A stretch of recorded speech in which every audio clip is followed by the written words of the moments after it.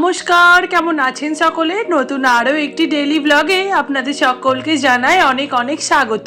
তো আমি অনুশ্রী আর চলে এসেছি আবারও একটি নতুন ডেইলি ব্লগ ভিডিও নিয়ে। প্রতিদিনের সংসারের কাজকর্ম সমস্ত কিছু আপনাদের সঙ্গে শেয়ার করব। নতুন একটি দিন, নতুন একটি সকাল আপনাদের সাথে নিয়ে আজ আবারও শুরু করলাম। তো চলুন শুরু করি আজকের ভিডিওটা। আশা করছি আপনাদের ভালো লাগবে। যদি ভালো লাগে তবে অবশ্যই আমার পাশে থাকবেন, আমার চ্যানেলটাকে সাবস্ক্রাইব করবেন। আজকে সকালটা না বেশ সুন্দর ছিল, রোদ ঝলমলে একটি দিন যাকে বলতে পারো।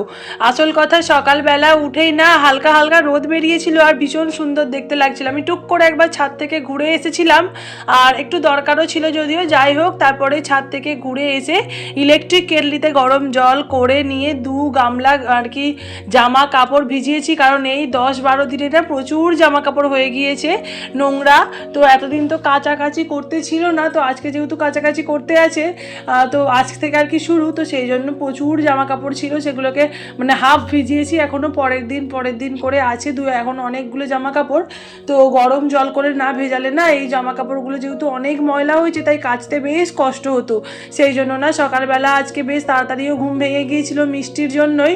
মিষ্টি 5:30টার সময় না ঘুম থেকে উঠে দেখছি আমাকে ডাকছে, এবারে আর কি আমার গায়ের ওপরে উঠে আমাকে নাড়াচ্ছে। তো সেই কারণে আমারও ঘুমটা ভেঙে গিয়েছিল, আর যেহেতু ঘুম ভেঙে গেল তাই আর শুয়ে থেকে আলসেমি করে কোনো লাভ নেই, এটা ভেবেই আর কি তাড়াতাড়ি করে উঠে পড়লাম। ঘড়িতে না এখন প্রায় 8:10-15 মতো বেজে গিয়েছে। আমার এদিকে সমস্ত কাছাকাছি কমপ্লিট। সকালবেলা ঘুম থেকে উঠলে না এই একটাই সুবিধা, কাজ ভীষণ তাড়াতাড়ি হয়ে যায়। আর যেহেতু গরম পড়ছে এখন একটু তাড়াতাড়িই উঠছি, তবে আজকে বেশ ভোরেই উঠেছি। তো আর কি বলতো, এত রোদ বেরোচ্ছে না, বেশিক্ষণ পর্যন্ত রান্নাঘরে থাকতেও ভালো লাগছে না, আর বেশিক্ষণ পর্যন্ত কোনো কাজ করতেও ভালো লাগছে না।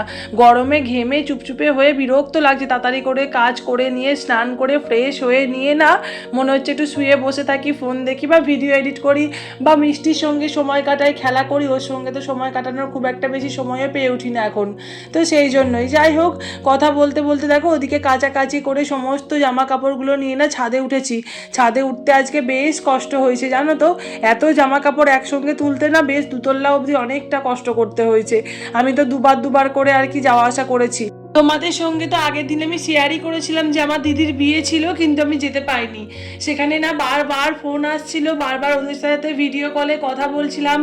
দিদিকে দেখেছি, এত ভালো লাগছিল না এই সময়টা, আমি ওদের সাথে থাকতে পারলাম না। এত আনন্দ মজা থেকে নিজেকে আর কি দূরে সরিয়ে রাখতে হলো, কোনো উপায় ছিল না তার জন্যই যদিও। তো কি বলতো, এই ওরা না গ্রুপে ফটো পাঠাচ্ছিল, আমাকে পার্সোনালি ফটো পাঠাচ্ছিল, ভিডিও করছিল, পাঠাচ্ছিল। তো সেই সমস্ত কিছু দেখতে দেখতে না মনটা ভীষণ কষ্টও লাগছিল, সঙ্গে বেশ আনন্দও হচ্ছিল। আজকে দিদি বরের বার, মানে আজকে আমার দিদির বউ ভাত। তো আজকে আমি সকাল থেকে, আর আমাদের যেহেতু আজকে কাছাকাছি করা আছে, তাই সকাল থেকে না একদম সময় পাইনি যে ওদেরকে একটু ফোন করব। মনটা কিন্তু ওদের দিকেই পড়ে আছে যে কি করছে কি জানি, এখন একটু ফোন করলেও তো কিন্তু এত কাজের প্রেশার, এত চাপাচাপি কাজের, তো মানে ফোন করার সময় পাইনি। এদিকে তাড়াতাড়ি করে জামা কাপড়গুলো না মেলে দিলেও হবে না, ওদিকে নিচে রান্না বান্নারও ব্যাপার আছে। আসলে ওই আমাদের এখনও তো কাঠে রান্নাই হচ্ছে, তাই না, গ্যাসের এখনও প্রবলেম হয়তো নেই, তবে কি বলতো গ্যাস পাওয়া গেছে। একদম যে প্রবলেমটা চলছিল সেটা থেকে একটু রেহাই পাওয়া গেছে, কিন্তু তবুও একটু বাঁচিয়ে খরচ করাই ভালো, তাই না? আবার পরে কি হবে না হবে সেসব তো জানা নেই আমাদের। তো এদিকে না আমি কুমড়ো এনেছিল, তো কুমড়োগুলোকে না আজকে ভাজা করব। আসল কথা, তরকারি না কিছুই খেতে ভালো লাগছে না, সবই সাদা সাদা তরকারি, তো ভালো লাগে না খেতে আর কি, কোনো মশলাপাতিও সেরকম দেওয়া যাচ্ছে না। আজকে না আমাদের তো মানে সেই দুপুরবেলা মানে হাঁড়ি মেজে আবার দুপুরবেলা ভাত রান্না করতে হয়, কিন্তু কি বলতো বরেরা তো খেয়ে অফিস যাবে, তো তার জন্যই মানে আমার দেওরও বেরিয়ে যাবে কাজে, আমার বড়ও চলে যাবে, তো সেই জন্যই অল্প কিছু রান্না আর কি ওদের মতো জলখাবারটাই করে দিচ্ছি। আর আমিও একবারে মানে না খেয়ে নেই, অল্প কিছু খেয়েছি। কাটাকাটি করে দিয়ে না ওদিকে মিষ্টিকে পাশের বাড়িতে দিয়ে এসেছি, আর আমি এখন চলে এসেছি ওপরে। এখন ওই 10:45, 10:15 এরকম কটা বাজে আমার ঠিক খেয়াল নেই, তবে যাই হোক ওই রকমই বেলা হবে। আর এদিকে না ঘর দুয়ারটা ভালো করে ঝাঁট দিয়ে নিচ্ছি, বারান্দাটাও ভালো করে ঝাঁট দিয়ে নিচ্ছি। আর 3-4 দিন হয়ে গেল না শুধুমাত্র ঝাঁটই দিয়েছি, মোছা হয়নি। তো আজকে না ভাবছি যে একটু যেহেতু সময়ও আছে, তো সেই জন্য মুছিও করে নেব। আর আমাদের ওই বারান্দাতে তো তোমাদেরকে বলেইছি সকালবেলা না এক চোট ঝাঁটফাঁট দিয়ে গিয়েছি, এখন দেখছি আবার ময়লা করে দিয়েছে, পাখিতে ডিম ফেলেছে। তো আমার তো ভীষণ ঘেন্না করে, এই জন্য মাকে বলেছি যে তুমি ওটা পরিষ্কার করে নিও, আমি শুধুমাত্র বারান্দাটা আর আমার ঘরটা এগুলো মুছে নিচ্ছি। নিচ্ছি।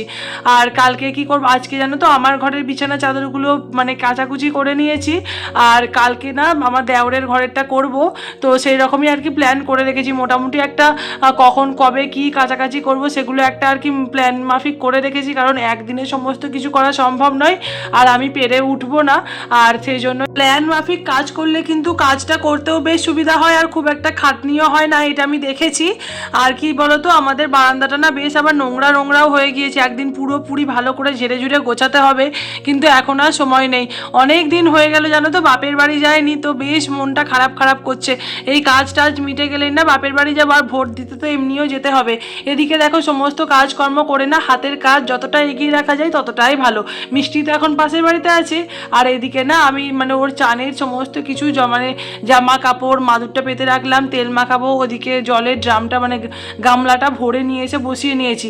আর তারপরে দেখা হচ্ছে তোমাদের সঙ্গে। এখন ওই 11:30 পৌনে 12টার মতো বাজে, আমার স্নান হয়ে গিয়েছে, মিষ্টিকেও স্নান করিয়ে মায়ের কাছে বসিয়ে দিয়েছি।